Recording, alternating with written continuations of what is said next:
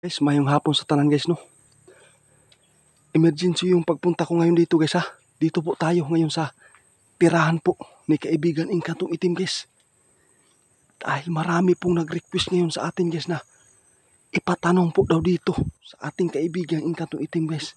Sa nangyayari po ngayon guys, ha. Tungkol po ito kay Rodrigo Duterte guys. Kung magkatotoo ba na hulihin siya ng mga pulis guys. Grabe po guys. Sobra pong talagang nakakatakot po dito ngayon na itatanong po natin kung may alam ba yung kaibigan nating Inkantong Itim dito guys. Sana nandito po siya.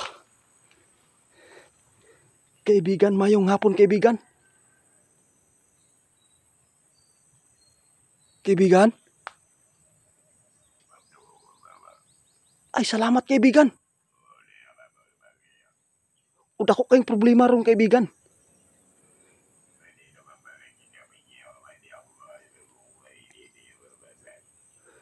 Nandito po ako ngayon sa iyo kaibigan dahil po maraming supporters po namin na nagpatanong dahil tungkol po ito kay Rodrigo Duterte. Kung matinuod ba nga dakpon siya sa pulis?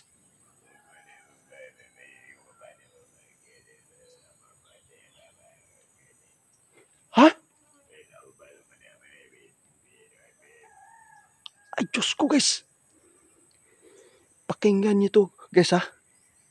Ang sinabi ngayon dito guys ni kaibigan Inkantong Itim guys. Kung sakaling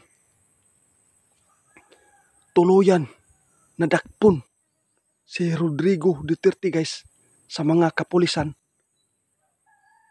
Grabe po. Madugong labanan guys.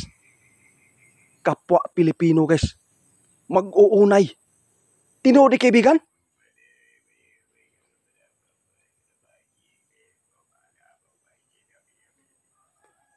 Grabe guys.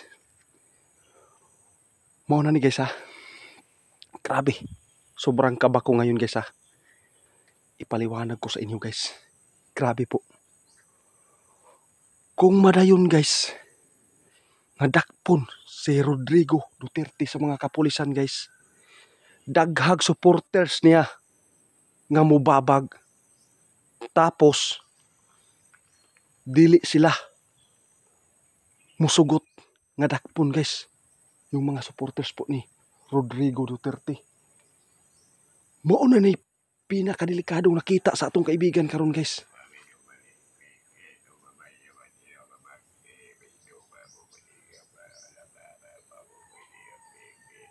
Grabe guys. Mag-unay-unay bawat Pilipino guys. Dahil po marami pong mga supporters po ni Rodrigo Duterte nga mualarma karon guys. Tungod sa naitabo karon nga kaningon nga dakpon siya sa mga kapulisan guys.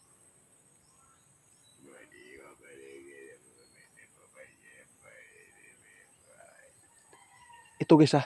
Saan na lang daw guys nga makitaan og mga paraan nga dili in taon madayon nga dakpon si Duterte. Mao ni ingon nga dakong gira. Grabe po. Dakong gira diri sa Pilipinas guys. Bawat Pilipino mag-away-away.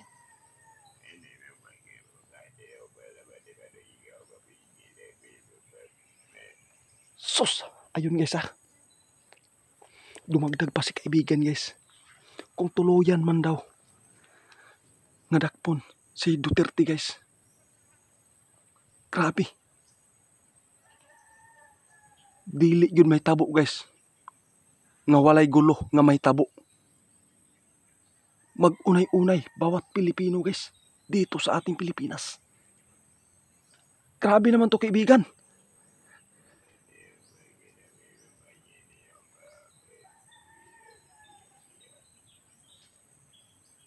Guys, Lahat po ng mga supporters po daw ni Rodrigo Duterte ngayon guys. Nangandam na guys. Ito yung napakadelikado. Damay-damay po tayo dito guys. Kapwa Pilipino guys. Mag-aaway.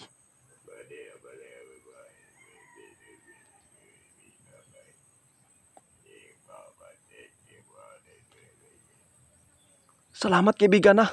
Mao gini akong tuyo karon sa imo kaibigan kay dagkang kayog mga supporters nato nga nagpangutana diri sa imuha kung unsa man dagatan diri sa Pilipinas kung si Rodrigo Duterte dakpon sa mga kapulisan.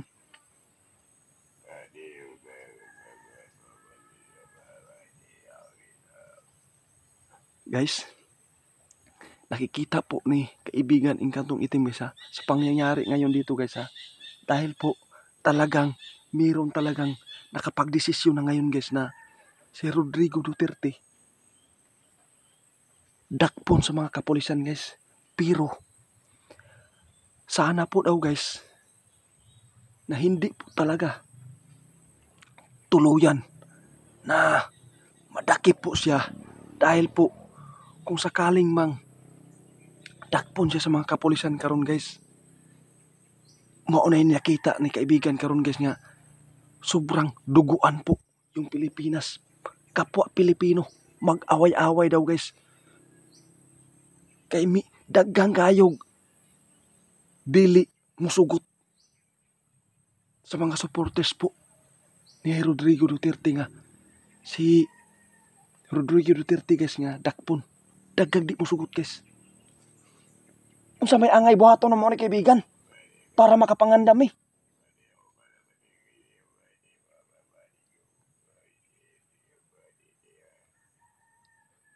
Simula daw ngayon guys ha.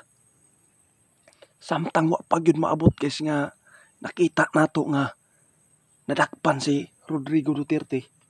Ito lang nasasabi ni ngayon ni kaibigan guys. Sana po lahat po daw tayo magdasal para po ay dili madayon guys ang hatol nga dakpon sa mga kapulisan si Duterte.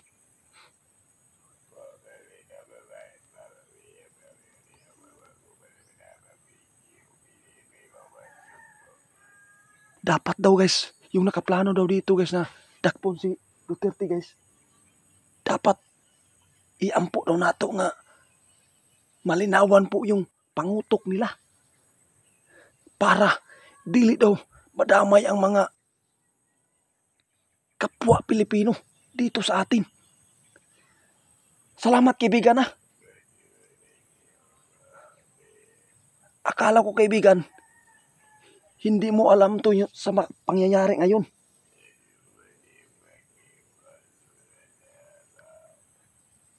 Guys, lahat po dito guys sa mundo natin, talagang makikita po ni kaibigan Inkantong Itim guys na napakadelikado kapag si Duterte daw guys madakpan. Lahat po tayo apektado dito sa Pilipinas guys. Kapwa daw Pilipino talagang duguan po yung mangyayari po daw dito kapag tuluyan po na madakip po daw si Duterte. Salamat kaibigan. Oo kaibigan, hindi lang ako magtatagal dito kaibigan ha. Salamat po sa mga informasyon mo kaibigan. Oo, bye-bye kaibigan ha.